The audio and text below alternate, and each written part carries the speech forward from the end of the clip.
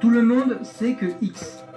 Alors ça, c'est ce qu'on appelle une injonction de conformité, et à travers cette injonction de conformité, les opinions personnelles du manipulateur sont présentées de façon péremptoire. Il présente en fait ces opinions personnelles comme des vérités absolues.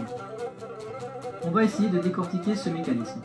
En fait, il faut comprendre que nous, les humains, nous avons une tendance naturelle à nous conformer au groupe. La raison, elle est très simple, il suffit d'aller la chercher à travers notre histoire. En fait, les individus qui ne sont pas conformés au groupe en ont été exclus autrefois. Or, autrefois, où la vie était beaucoup moins confortable qu'aujourd'hui, l'exclusion du groupe signifie en fait l'isolement et donc la mort.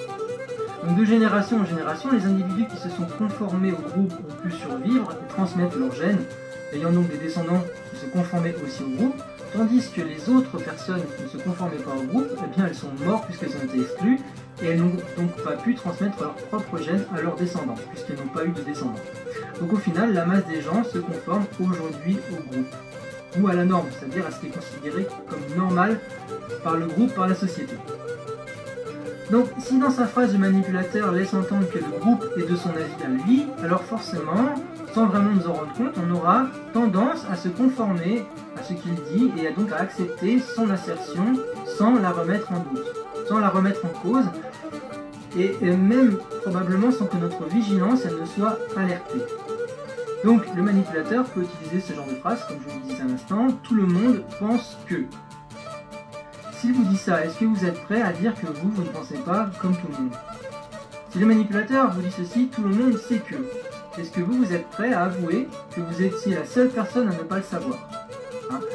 Et au-delà du groupe, je parlais de normes tout à l'heure, eh bien, l'injonction de conformité peut donc porter sur une norme, sur ce qui paraît normal au groupe, à l'ensemble des gens. Et à ce moment-là, le manipulateur peut donc utiliser une phrase qui vous dicterait ce qui serait normal de savoir, normal de penser, normal de dire, normal de faire.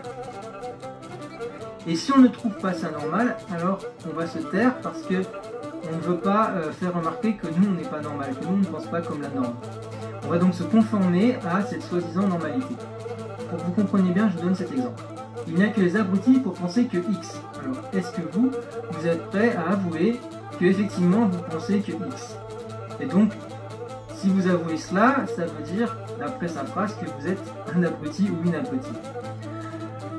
S'il vous dit aussi ceci, les gens instruits savent que, voilà. Et si vous ne saviez pas, ou si vous dit les gens instruits pensent que, et que vous ne le pensez pas, forcément vous allez, du coup, reconnaître que vous n'êtes pas une personne instruite, ou une personne intelligente. Comme personne n'a envie de reconnaître ce genre de choses, eh bien, généralement, on se tait. Et on se fait piéger de cette façon-là, on reste muet, alors qu'en fin de compte, c'est le manipulateur qui dit que les gens instruits savent que ceci, ou c'est le manipulateur qui vous dit qu'il n'y a que les abrutis qui pensent comme ceci. En réalité, ce n'est pas vrai. Mais il utilise une injonction de conformité qui vous pousse, par souci de conformité, conscient ou inconscient, à vous taire, à accepter ce qu'il dit. L'injonction de conformité, ça peut donc être un moyen détourné utilisé par le manipulateur pour obtenir votre silence, voire même votre consentement.